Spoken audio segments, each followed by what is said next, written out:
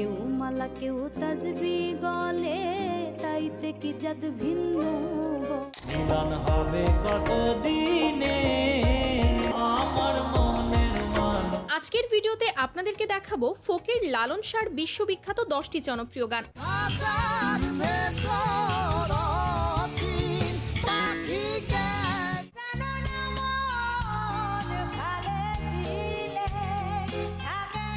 লালন ফকির ভেবে বলে সদা, লালন ফকির। যে গানগুলো বিশেষ করে বাংলাদেশ এবং ভারতে বেশি জনপ্রিয়, তাই যারা লালন ভক্ত আছেন তারা ভিডিওটি অবশ্যই শেষ পর্যন্ত দেখবেন, কারণ শেষের গানগুলো আপনার প্রিয় গানের তালিকায় যোগ হবে। চলুন শুরু করা যাক গাইস। শুরুতেই রয়েছে লালন শাহর জনপ্রিয় একটি গান, চাঁদ গেল।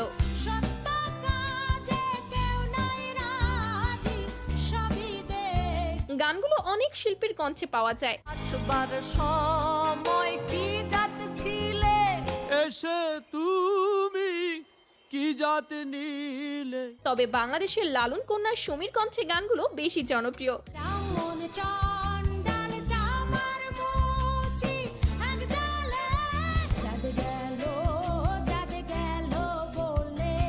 গানের প্রতিটি লাইন যেন আমাদের সমাজ ও পৃথিবীর বাস্তব চিত্র তুলে ধরে।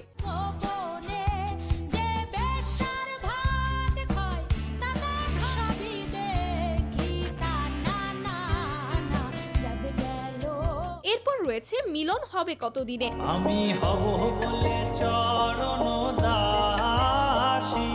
গানগুলো লেখা হয়েছিল প্রায় 150 বছর আগে। ওহতা হয় না কপাল গুনে আমার মনের মান।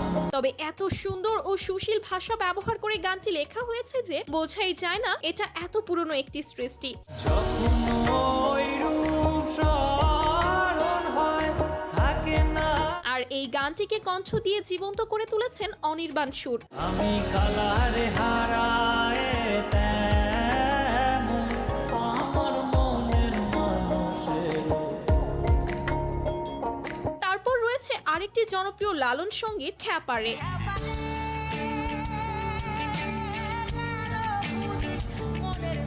গানটি বর্তমান তরুণ প্রজন্মের কাছে অত্যন্ত জনপ্রিয়।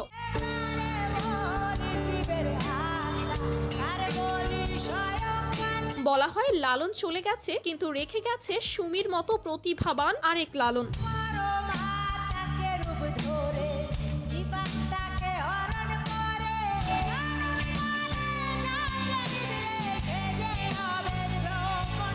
গানগুলো শুধু গান নয়, এগুলো নেশা। যাই হোক, এখন রয়েছে লালনের সবচেয়ে জনপ্রিয় গান, সব লোকে কয়। কেউ মালা কেউ তাসবি গলে, তাইতে কি জাদ ভিন্ন গানটি হঠাৎ একদিন কোক স্টুডিও বাংলাতে শুনি। সব লোকে কয় লালন কি জাত সংসারে।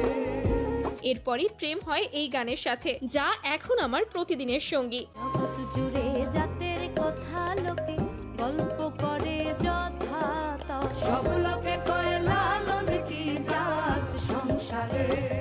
গানের কমেন্টগুলো পড়ে যা বুঝলাম এটি ভারতে ব্যাপক জনপ্রিয়তা পেয়েছিল। তারপর রয়েছে আমার খুব পছন্দের একটি লালন গান, খাঁচার ভিতর অচিন পাখি। তারে ধরতে পারলে মনো বেরি ধরতে।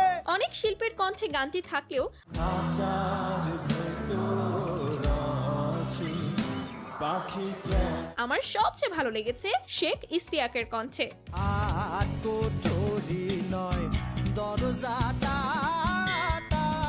খাঁচার ভেতর আছি পাখি কেন। তার সাথে তাসরিফ এবং পারসার কণ্ঠেও গানটি বেশ ভালো লেগেছিল।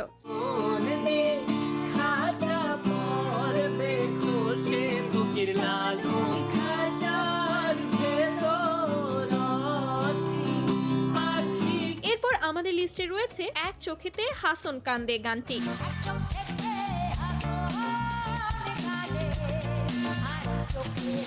গানের প্রতিটা লাইন অনুভবে আনতে পারলে আপনিও হারিয়ে যাবেন এই সমুদ্রে।